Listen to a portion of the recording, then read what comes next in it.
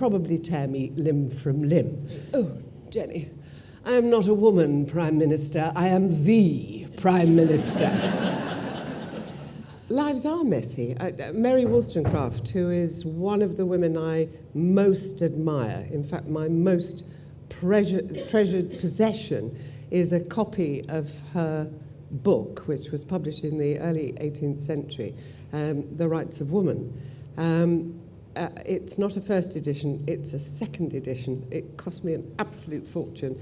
And if my house were on fire, apart from my dogs and my husband and my children, if they were there, which they rarely are these days, that would be the thing that I would make sure I got out of the house because it's so precious. You know, this woman had such a difficult background. Hillary Clinton, who I won't be interviewing tomorrow, Jane will be interviewing her tomorrow, because I don't do Monday mornings and it was the only time we could get her.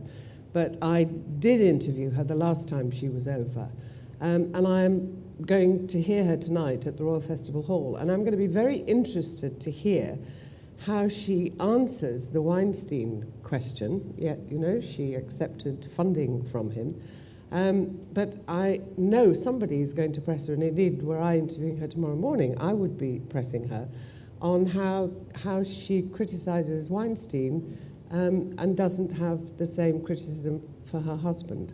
Ethel Smythe is not the greatest composer in the world. She's no Mozart, but then an awful lot of men who do rather well in composition are no Mozart either. But what was interesting about her, she was born into a family of brothers, and she learned to play cricket with her brothers as a little girl.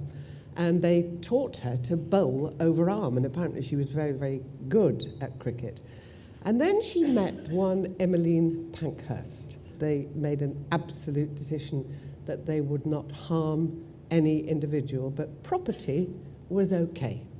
They could harm property. So she said to Ethel, "Ethel, I understand you played cricket as a girl and learned to bowl over arm."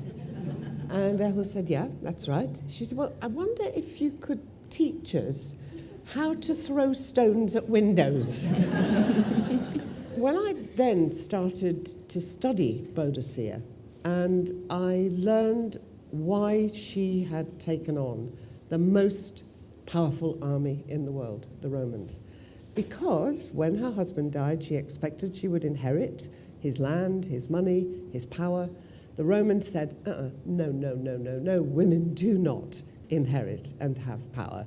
Roman women, that doesn't go that way, sorry. And she was whipped, and her 2 daughters were given to Roman soldiers, and they were raped. And that seems to me a jolly good idea, to raise an army and take on the oppressors who could do that to you. And of course she did rather well. They razed London and St Albans and Colchester pretty much to the ground, but did lose. And what I thought as I was finishing that chapter, what a difference it might have made to this country had she won. We might not have had the straight roads and the baths that we inherited from the Romans, but those tribes had sexual equality. And we might have had that if it hadn't been for those damned Romans.